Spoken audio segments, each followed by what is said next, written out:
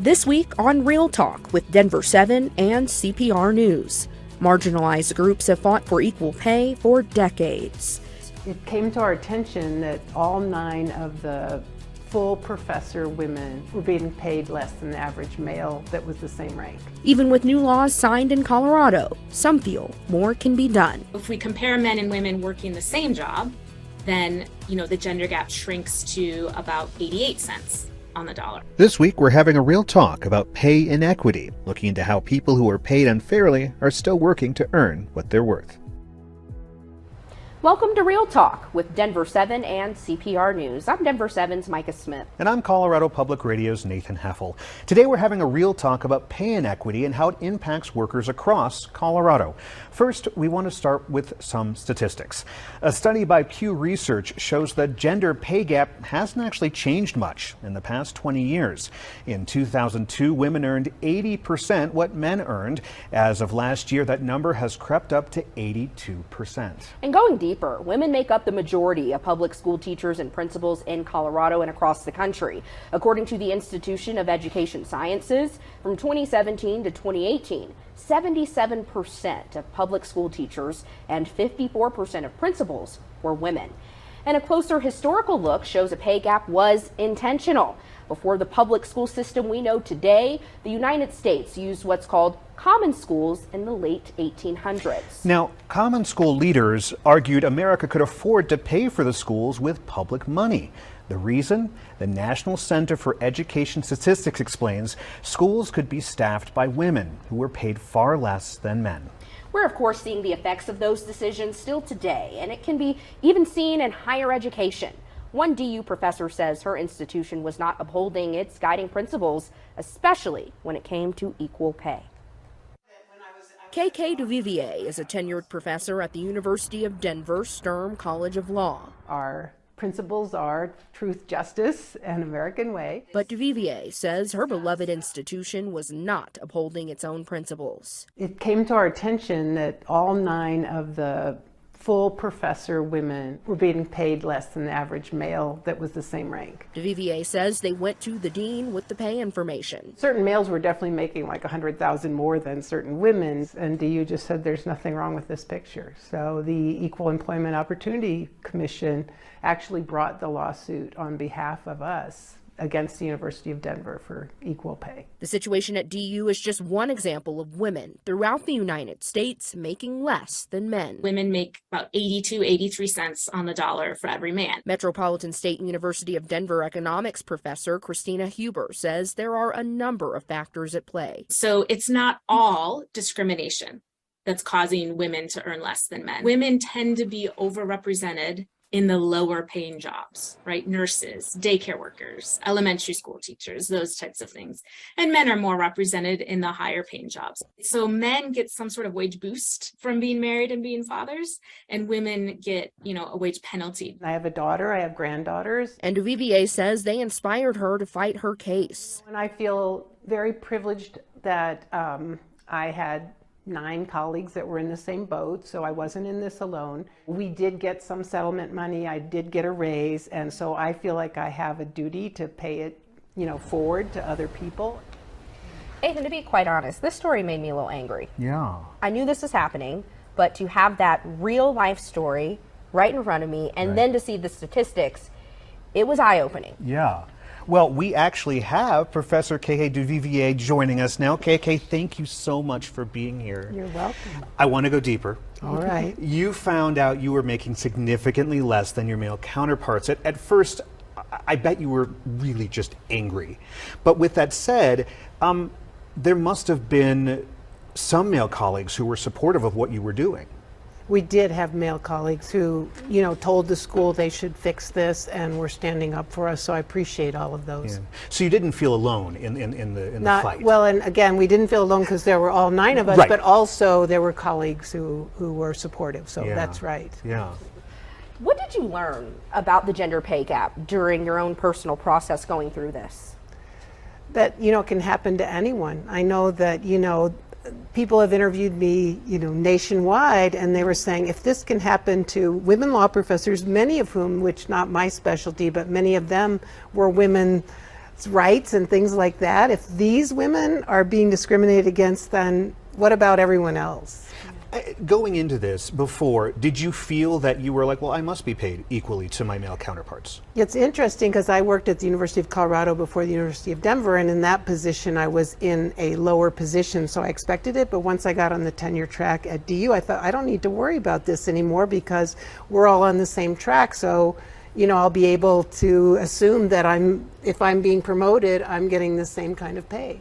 KK, I mentioned this when we were just chatting, but you know, rage quitting is a thing these days. People get angry, they find out they're not being paid fairly, they quit, they go on, they may sue later. But what's courageous about this case is you stayed in your position and still decided to take this to court. What made you ultimately decide to take this case to court? Well, one thing is that, you know, women shouldn't have to leave a good job in order to get paid equally. So, you know, I love my job and I love what I'm doing, so why would I want to leave that, even if it meant that it's a little bit tense because you're asking for what you have the right to ask for.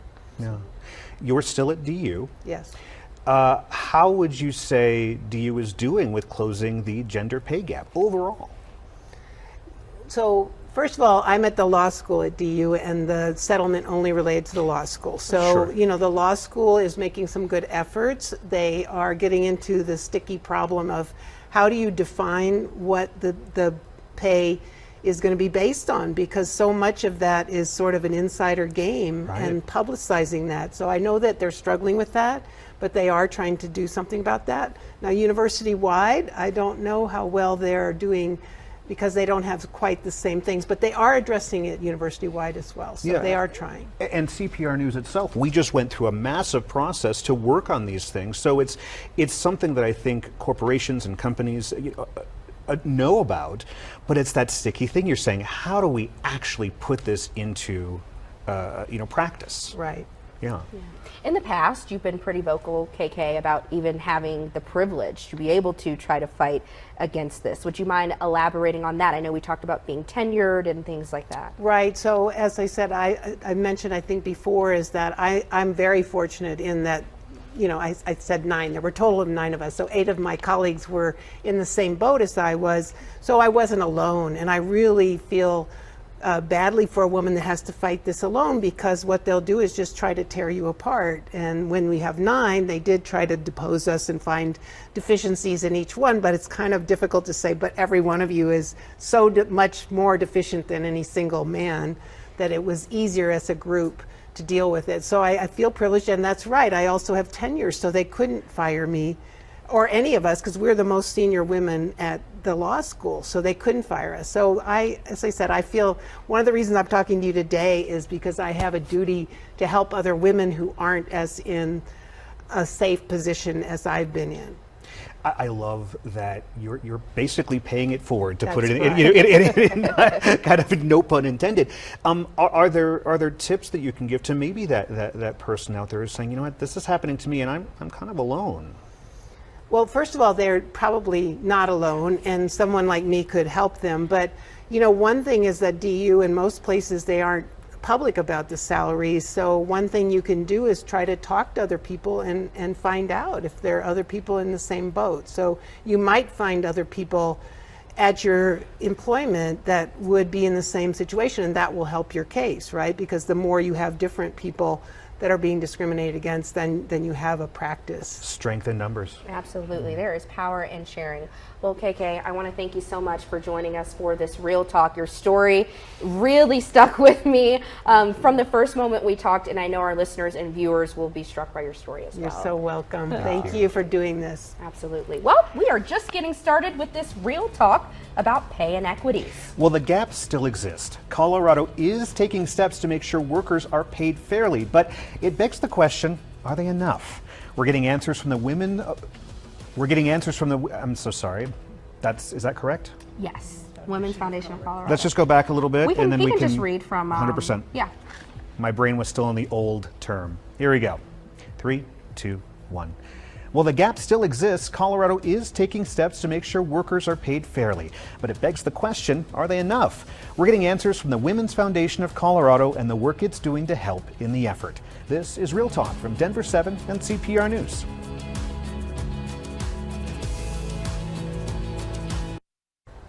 Welcome back to Real Talk with Denver7 and CPR News. I'm Denver7's Micah Smith. And I'm Colorado Public Radio's Nathan Heffel.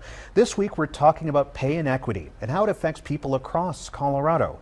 Indeed.com defines pay inequity as the unequal pay for work of equal value, which depends on your skill level, effort, responsibilities, as well as working conditions. Yeah, an example of that would be two educators who teach different subjects but make different amounts despite doing the same job.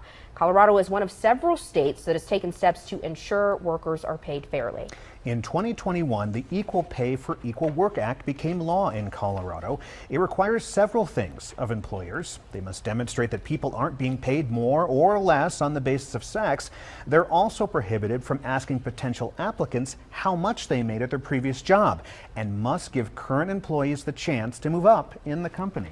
Christina Huber is an economics professor at MSU Denver. She told us in the U.S. last year, women typically earned 80 to 83 cents compared to every dollar earned by a man. For black women, it's 62 cents per dollar, and for Latinas, it's 60 cents. In June, a bill was signed into law that amended the 2021 Equal Pay for Equal Work Act we just mentioned. Now, it requires the Department of Labor and Employment to investigate claims of state pay equity law violations. The new amendment is set to take effect January 1st, but there's still much more to be done to close the gender pay gap. Yeah, and we are joined now by Louise Meyerland from the Women's Foundation of Colorado. Louise, thank you so much for joining us. Thank you so much for the opportunity to be here to talk about the work the Women's Foundation of Colorado is doing to close the gender and racial pay gaps. Absolutely. Well, Louise, you have some information, some updated information on some of the policies here in Colorado. Do you mind sharing more on that? Happy to. Thanks so much. So Colorado already has one of the best equal pay laws in the nation that requires employers to pay equally for folks who are doing essentially the same job, and it promotes transparency in many ways. We made it even better with 3 key updates this year. They streamline and clarify the transparency requirements so workers really do know how to pursue opportunities to advance with their employer. And it also provides the authority and resources for our Department of Labor and Employment to ensure that employers really are paying folks equally for equal work. And in cases where workers were unfairly underpaid, now Colorado's law has doubled the back pay period to up to 6 years. So someone who was unfairly underpaid that long can recoup the difference between what they were paid and what they should have been paid. Now, have you found more notable pay gaps in certain industries, or is this just a problem that's just across the board no matter where you look? Women are paid less than men in more than 90% of all occupations. The gender and racial pay gap exists in every sector, and it remains even when controlling for factors that reasonably do explain a variation in pay, like education or relevant experience. So we know sexism and racism are at play, and women of color experience much wider gaps. Yeah, you have a breadth of knowledge of what's happening here in Colorado, and just personally, how do you feel about what's being done to try to close the gap right here in our state? I am so excited and so proud of our state. I mean, a broad coalition of pay equity advocates work so hard together to ensure we really do have the best equal pay law in the nation, and we're continuing to improve it. We're setting a national trend. Since Colorado passed its Equal Pay for Equal Work Act back in 2019, it's been the law of Colorado since 2021, we have increased the proportion of workers across the nation who are now covered by a pay transparency law to more than 1 in 4 workers, because other states are following Colorado's example. And now we're really putting teeth into the enforcement and the expectation that employers will pay equally. So we're accelerating the pace of change. Are you finding these companies saying, yeah, we know we need to do this, can you help us? We are so excited when employers are interested in learning more. And yes, there are absolutely tools available for employers who want to understand their responsibilities and who really see the opportunity to reap the benefits of having more fair and transparent workplaces. When employers are paying equally and are being more transparent, they can enjoy teams with lower rates of turnover, higher rates of productivity, and ultimately a boost to their own bottom line. Luis, would you mind telling us more about what the Women's Foundation of Colorado is doing to try to combat pay inequity? Absolutely. So the Women's Foundation of Colorado is the only statewide community foundation focused on advancing gender, racial, and economic equity. And we are one of the leading organizations organizing coalition of advocates across the state to ensure that workers, employers, community members are really shaping the way our policies are written and the way they're going to take effect. So we are keeping that coalition engaged in the rulemaking process and in efforts to educate workers about their expanded pay equity rights in the workplace, and to make sure that employers know their responsibilities, have access to resources for compliance, and that everyone will enjoy the boosts that come along with more fair and inclusive workplaces across Colorado. Huge resources. Well, listen, thank you so much, Luis, for joining us for this real talk about pay inequity. We really appreciate your time. Thank you so much. Now, our real talk about pay inequity continues. Coming up, the impact of the global pandemic. We're breaking down how COVID-19 hurt pay for underrepresented groups, plus the impact remote work has had on wage disparities. This is Real Talk with Denver7 and CPR News.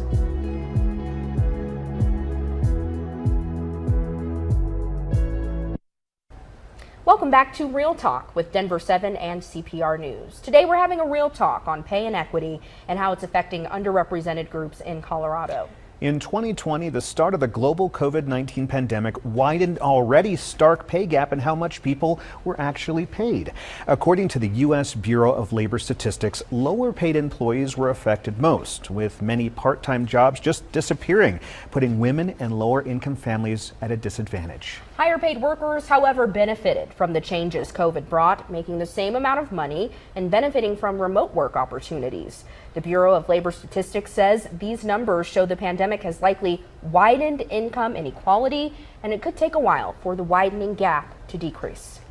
Here to talk more about this is Professor Paula Cole with the University of Denver. Thank you so much for joining us today. Thanks for having me. Let's talk about that remote, hybrid, in-person job options. That completely changed everything during the pandemic. What were some of the benefits there in terms of impacting the pay gap? Yeah, so I think in many ways it made it wider, particularly across race for women. So white women were more likely to be able to work from home because they are more likely to have the higher skill jobs. That doesn't mean working from home during the pandemic was easy, because they had additional care responsibilities with children in the home and navigating Zoom and children and all of those things. But they did benefit from the safety of being in the home and wages that were paying better.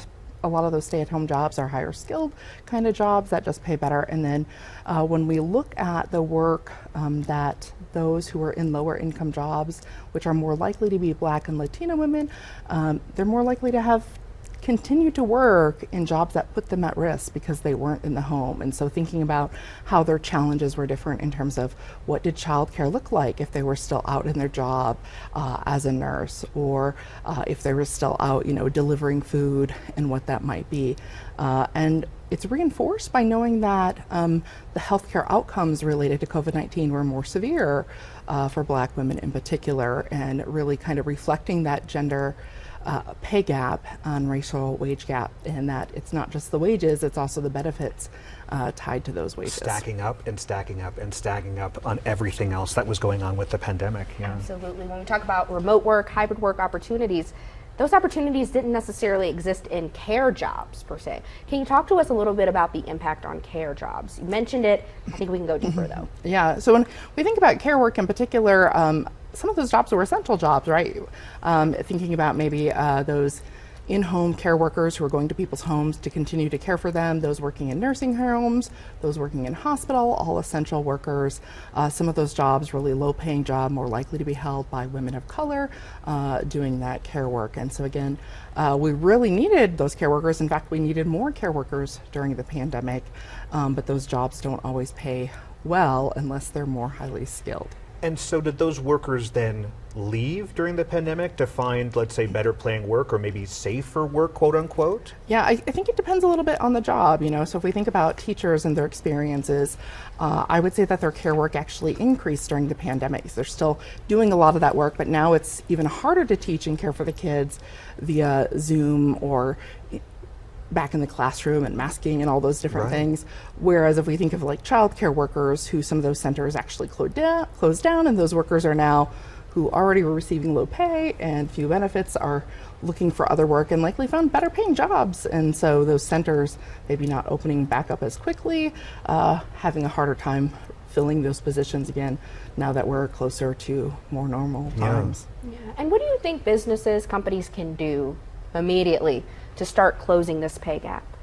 Well, I think looking at some of the explanations for why the pay gap exists, I think childcare is a great place to start. So thinking about, you know, if we want to have more women in the workplace, we need to support the care work that they're doing. And so thinking about how we're making sure they have access to childcare, whether it's supporting legislation that expands childcare access, or actually having childcare centers on site, but actually making sure you have enough space for the employees. A lot of firms that offer on-site childcare often don't have enough spaces for the folks who actually would like to use it. So it's a competitive process.